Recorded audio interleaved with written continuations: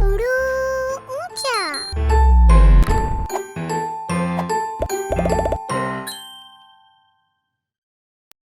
अब आप अपनी जांच करें।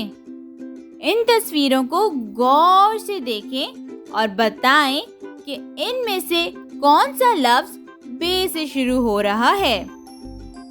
दरख्त, बिल्ली, साबुत, बंदर।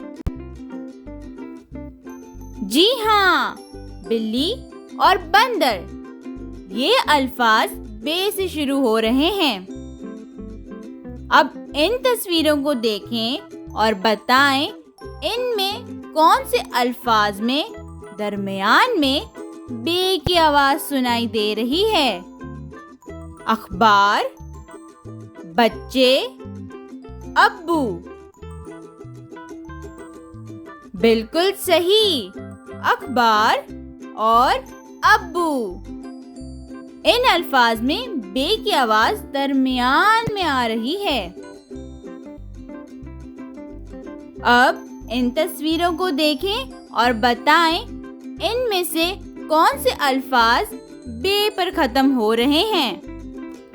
किताब, बस्ता, जुराब। शाबाश, बहुत खूब भाई। किताब और जुराब, ये दोनों अल्फाज बे पर खत्म हो रहे हैं। मतलब इनमें बे की आवाज आखिर में आ रही है।